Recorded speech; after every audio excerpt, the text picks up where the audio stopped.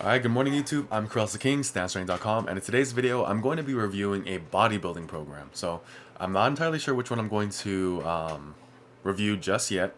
And in today's video, we're going to have a special guest, my dog Benny. Oh, you're shy now, huh? Alright.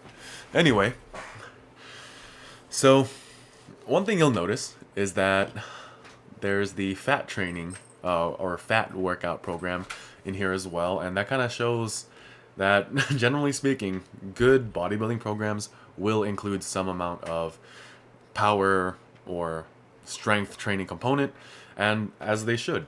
I don't think there's many people who would actually say that the purpose of any type of program, whether you're a power builder, power lifter, or bodybuilder, that the goal shouldn't be to progress and get stronger in the rep range that's more relevant to your sport or your specific adaptation you're trying to get to. So let's start with the second one actually. So Joe Delaney, 6-day upper lower split. So 6-day splits I think are very effective for bodybuilding. I think it's a very valid way to build muscle, mainly because as a natural lifter, if you're trying to build the most amount of muscle possible, you want to try to stimulate muscle protein synthesis as frequently as you can. The thing is about enhanced athletes is not really that they train any differently than us. It's just the fact that they are in an elevated state of muscle protein synthesis longer than a natural lifter is. So a natural lifter should and can rely on frequency to train. Now, as a power builder, this isn't entirely optimal, mainly because strength training has a really high recovery cost. And if you are serious about your strength gains, that is the downside that you're going to have to accept, but it's still a constraint that you can work on and maximize in your programs if you're a power builder. But anyway, we are going to discuss a bodybuilding program today, so let's check this out. Okay. Joe Delaney's Ibiza Shreds program, 6-day upper lower, focused on bodybuilding and natural hypertrophy. I just slipped that in. It runs 3 blocks spread across 10 weeks. 3 blocks in 10 weeks. Doable, but really, to me, that just sounds like you're doing like 3 3-week waves, and then you're probably like doing a deload or a test week. Let's see. Each week is comprised of 2 upper body days, 2 lower body days, and 2 isolation exercise and ab training days. This is actually really like. This is something that I actually am doing currently right now. It's currently something that I'm doing right now, where I have my upper lower days, and then I follow that up with a day where I train arms, cardio, and abs. When I do arms, cardio, and abs, I'm not really training them in an intensity window that's going to impact my ability to recover the next day. The type of cardio I do is not as taxing, so that way, because the next day that I'm training is a leg day, so I have to be very aware of that trade-off. But this is actually really good. When I saw 6-day upper lower, I literally thought it was going to be 3 upper days and 3 lower days, and I was fully ready to criticize that, but no, this is really good. 2 upper body training days and 2 lower body days with 2 isolation exercise days. That's actually very valid. I like that a lot. So let's see. So blocks 1 and 2 run for 3 weeks, while block 3 runs for 2 weeks. This is a 10-week program. Now, forgive my French, but I'm pretty sure that something's not adding up. 10 weeks. 3 times 2 is 6, plus 2 is 8. Alright. We will see. So let's see. Weeks 9 and 10. Power block. So it looks like it's like I said, a maxing week or a week where you deload potentially. But let's review the program and actually see. Hey, don't eat that. No. Bad Doge. Okay. So Joey D's free upper lower program. It seems. So he has a cover page on a spreadsheet. That's interesting. I actually never saw that before. All right, day 1, lower body. It starts with the lower body, and I actually really like that because the lower body is a lot more taxing than the upper body. And also, if you are doing an upper lower split, your chances are you're doing most of your back work on an upper body day. And back work can be a detriment or a limiting factor when you start training your lower body. So I prefer, if doing an upper lower split, that you actually do it in a lower upper format, but it just doesn't come off the tongue as easily. I will allow it. It just doesn't roll off the tongue as easily, so I still call it an upper lower. Now here's the thing. He starts out with leg extensions and hamstring curls. If it was like maybe 2 or 3 sets and it was just like ultra high reps with no rest in between and sub maximal weight, so like really just to stimulate the muscle, I could see that this is a warm up, because I'm not against doing small isolation exercises before a main lift, but I would, like I said, I would treat it as a warm up. I would do 1 to 2 sets, either for time or a really high rep range or just a failure with a really light weight. But with how it's written, it really seems like it's supposed to be an actual part of the exercise, and no. If you are going to squat, or let's put it this way, if you're going to use those isolation exercises as a warm-up, treat them like a warm-up. Don't treat them in the same way that you would a squat, which is, as you can see here. And this rep range, I feel, is more appropriate for leg extensions and hamstring curls. 20 reps of squats, not impossible, and definitely doable, but is that where the squat will actually shine in terms of how much results you're going to get? And my answer to that is no. You want to be training the squat, since this is a bodybuilding program, being a bit more, I guess, open with my views on this. 6 to 12 or even 10 to 20, and those are just brackets, like they're not like those are kind of like just brackets, like anything that fits within that range. Actually, not even 10 to 20, like what am I saying? 6 to 12. Yeah, 6 to 12 for the squat.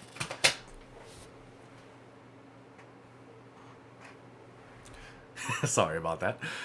After that, you have the Romanian deadlift. Love that. If you are doing a lower body day and you are missing out on the 2 fundamental movements of the lower body, the hip hinge and the knee flexion, then you're not really doing a lower body day, in my opinion. So I really like how it's a Romanian deadlift, though, because if it was just a regular deadlift, then that's where issues, and especially if it's like a pull from the floor and you're using like more intensity, and which is something that I think he's doing here because it's in the 12 to 10 rep range. The Romanian deadlift you can definitely do for higher reps, but yeah, so that's a good thing. 1 second, please. All right, and we're back. So let's go into day 2. Not super impressed, but it's definitely not the worst lower body template I've seen. So, and I also like how there's not that many exercises, actually.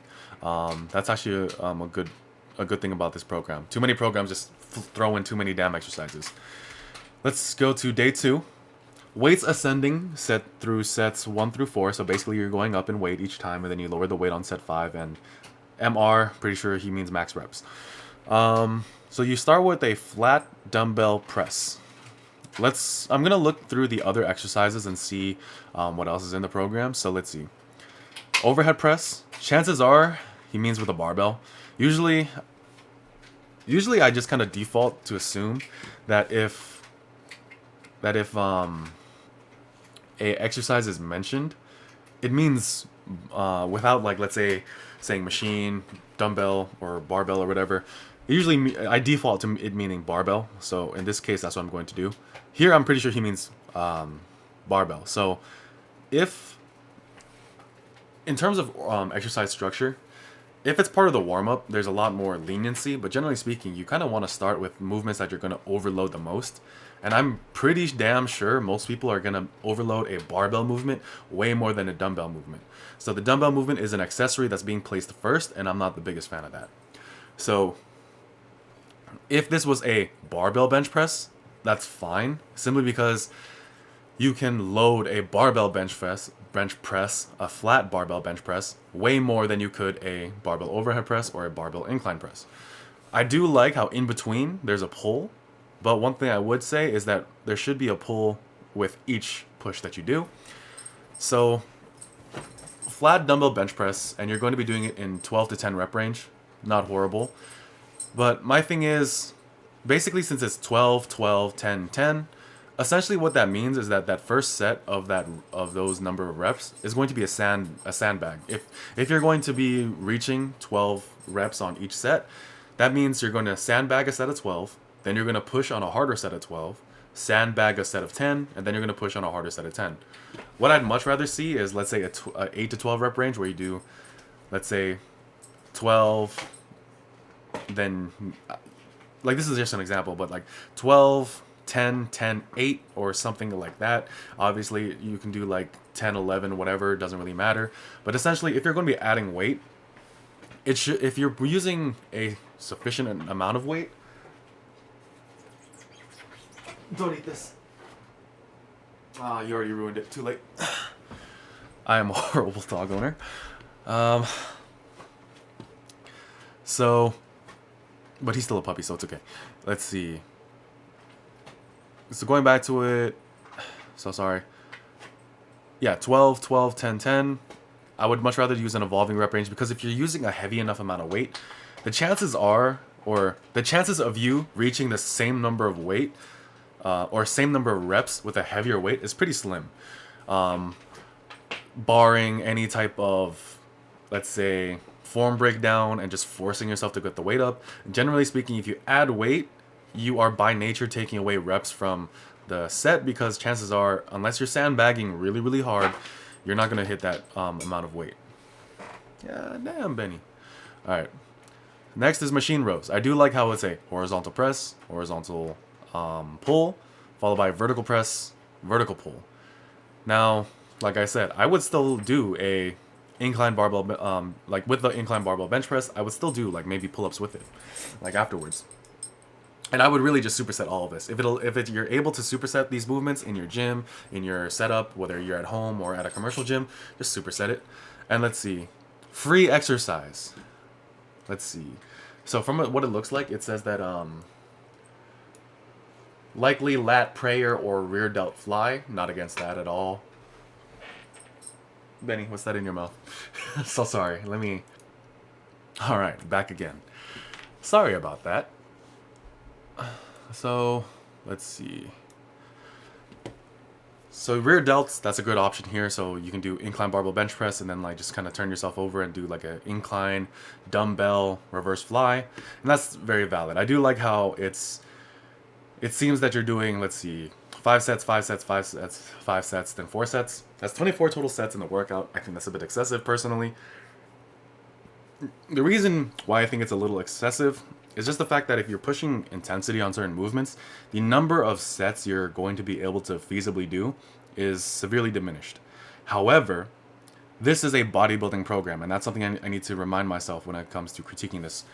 As a bodybuilding program, I don't want to say that, oh, it's bodybuilding, so they can do whatever they want, because as long as they're stimulating the muscle and they're progressively overloading, it's not that important. I don't want to do that simply because that's too relativistic. There should be a hierarchy of values in anything you pursue, and even with bodybuilding, if you're trying to maximize your gains, I'm not going to say just do whatever you want because it's going to work. That's horrible advice. What I will say is, on the movements that you can overload the most, do them first in the workout. And when I say overload, I'm not talking about just like 3 to 6 reps or anything like that. Generally speaking, when it comes to clients who are more bodybuilding focused, the lowest I have them go is 5 reps, because that's a really good overlap between strength and size. So anytime I tell them, all right, you're going to max out today, what I mean is they're going to do a 5 rep max, not a 1 rep max. So there's that. How I would rearrange this for bodybuilding in particular, is overhead press, incline barbell bench press, dumbbell flat press. Using these exercises, if I were to reorganize it, I would do it in that way. Reason being, you can do an overhead press, and then let's say you do, and you superset that with pull-ups. So that way you can kind of knock that out already, because also like it's kind of rare for people to hit pull-ups in this amount of reps. So I would do barbell overhead press, superset with pull-ups, and then because of that, I would then go to the incline barbell bench press. So usually what ends up happening, let's say your overhead press for reps is 135. You're already warmed up, so you can just go straight into incline barbell bench pressing with 135 and then start adding weight from there. So you do a set of 8. So let's say you do 135 for 8 on overhead press, then you do 135 for 8 on the incline barbell bench press, add some weight, do another set of 8, and move on. And then finally, after that, you do the flat dumbbell bench press. Your shoulders already warmed up, your chest is already warmed up. You are going to feel the dumbbell bench press a lot more. So that's when I would put that movement in. So that's day 2. Day 3, isolation and abs. Dumbbell curl, dumbbell skull crusher, preacher curl, overhead cable extension, dumbbell lateral raise, lateral raise machine, decline crunches, decline reverse crunches. So I'm going to, let's see. Actually, there's something. NA. Okay. Let's see. I have no objections as far as exercise selection, except maybe a couple things about this. So for one, dumbbell curl. Me personally, I would start with the preacher curl. So I'm gonna limit my recommendations to what's actually in the program. So I would start with the preacher curl, because chances are you're gonna be doing that with a barbell. That's a movement that you're going to be able to lift the most amount of weight on. So you want to be doing that when you're the most fresh. And that means when you start adding in dumbbell curls and dumbbell movements, you will feel it a lot faster and a lot earlier into the set. And I think that's actually pretty key for bodybuilding. So I would start with the preacher curl. And also another thing, I would just superset. And usually when it comes to arm training, you could call this lazy or convenient or whatever. But generally speaking, I like to superset the same implement.